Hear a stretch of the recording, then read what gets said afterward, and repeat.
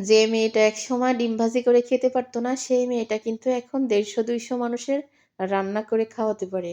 আসলে মানুষ চাইলে পারে না, এমন কিছু কিন্তু পৃথিবীতে নেই।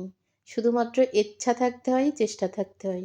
আমার যখন বিয়ে হইছে ১৩-১৪ বছর বয়স। তো ১৩-১৪ বছর বয়সে কিন্তু কেউ রান্না শিখে আসেনি। শিখে আসেও না। তো সেই জায়গায় বিয়ে হওয়ার পরদিন থেকেই কিন্তু রান্না করে খেতে হইছে। একটা ওক্তে ৪ কেজি ৫ কেজি চালের ভাত রান্না করতে হতো। তাহলে তার সাথে ২ ভাগে ৩ ভাগে তরকারি রান্না করতে হতো। যেহেতু জয়েন্ট ফ্যামিলি। তো এইভাবে রান্না করে খাওয়াতে কিন্তু আজকে ২৬ টা বছর পার করে দিলাম। এই যে অনুষ্ঠান হয় ১৫০ মানুষ ২০০ মানুষের রান্না কিন্তু আমি নিজ হাতে করি।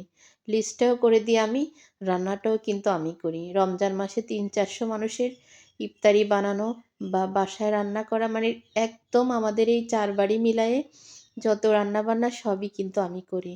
তবে বলতে কান্না পাচ্ছে, আমি কি মনে হয় আর এইভাবে রান্না করতে পারব না। কারণ আমার এই ডান হাতে এত ব্যথা, কোনো ওষুধ কোনো কিছুতেই কিন্তু কমতেছে না। তো এখন আমার ঘরের রান্না করে খেতেই কিন্তু আমার হিমশিম খেয়ে যেতে হচ্ছে। তো সেইখানে বাসার রান্না আমি কিভাবে করব? তাই সবাইকেই বলি যে আর হয়তো আমি ওইভাবে রান্না করতে পারব না। তা যারা বলে রান্না করতে পারবা না তো কি হইছে? তুমি দেখাই দিবা দাঁড়ায়ে, আমরা শুধু নাড়ায় দেব। তারপরও তোমার পাশে থাকতে হবে। এখন ভয় লাগে রান্না দেখলে। আগে তো খুশিতে রান্না করিসনি। এখন কিন্তু রান্না দেখলে ভয়